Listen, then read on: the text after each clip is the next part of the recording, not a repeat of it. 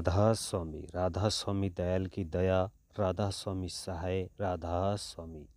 प्यारे सत्संगी भाइयों बहनों, हुजूर महाराज जी ने संगत पर अपार दया करते हुए अपने सत्संगों से चयनित इन साखियों का संकलन पुस्तक के रूप में तैयार करवाया है। आशा है कि आध्यात्म प्रेमी इसे पढ़कर सुनकर लाभान्वित होंगे। सो किस तरह फरमाते हैं महाराज जी, सुनिए। कबीर साहब के समय में तत्वा और जीवा नामक दो भाई थे।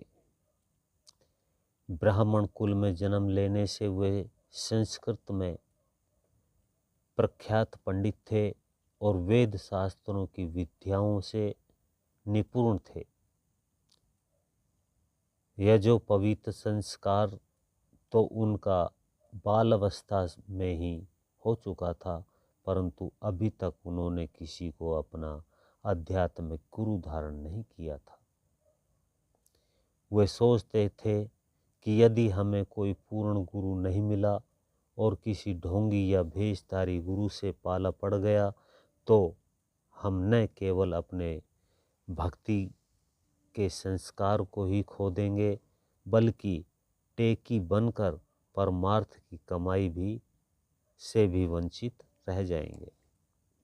हमारा जीवन अकार्थ चला जाएगा।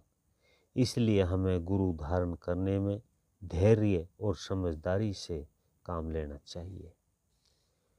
गुरु पूर्ण की पहचान के लिए उन्होंने एक युक्ति निकाली।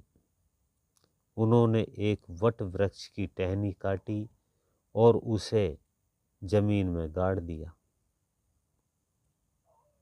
अब फिर उन्होंने ये निर्णय किया कि जो भी साधु संत आएंगे, हम उनके चरणों को धो करके वही जल उस टहनी पर डालेंगे, जिसके चरणों के जल से उसमें अंकुर निकलेंगे, हम उसी को अपना गुरु धारण कर लेंगे।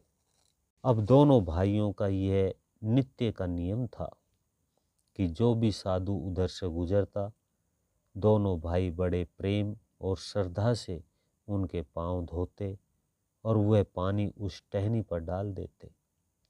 इस प्रकार कई महीने बीत गए, परंतु टहनी में कोपल नहीं फूटी। दोनों भाई धैर्य और गंभीरता से पूर्ण गुरु की प्रतीक्षा करने लगे। अब प्रकृति में जब कोई पूर्ण दृढ़ता और विश्वास से किसी चीज की चाह में लगता है, तो प्रकृति की समस्त शक्तियां उसकी मदद को तैयार खड़ी हो जाती है। प्रेरणा हुई और कबीर साहब तत्वा जीवा की पूर्ण गुरु की तड़प को मिटाने के लिए उनके पास पहुंच गए। उन्होंने नित्य प्रति की तरह कबीर साहब के भी चरण पखारे और उनके पांव धोए। पांव धोआ हुआ पानी जब उस टहनी पर डाला तो उसमें तुरंत छोटी छोटी कोंपलें निकल आई।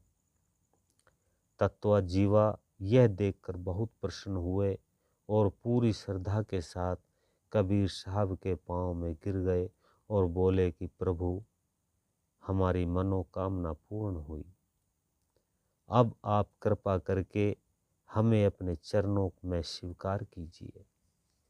कबीर साहब ने तत्वा जीवा को उनकी गलती का एहसास दिलाते हुए कहा कि तुमने पूर्ण गुरु की पहचान के लिए अज्ञानवश जो टेकधारी गुरु की परीक्षा ली, उसमें तुमने केवल उनकी सिद्धि शक्ति की पहचान की, उसके ज्ञान की पहचान नहीं की।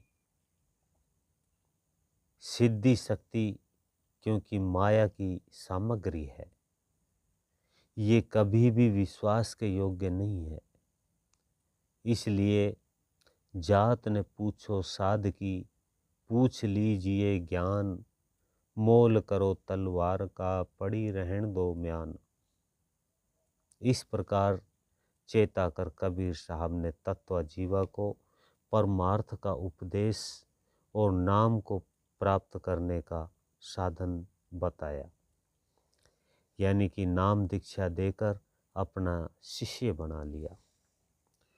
पूर्ण गुरु शब्द रत या अंतर्भेदी होता है।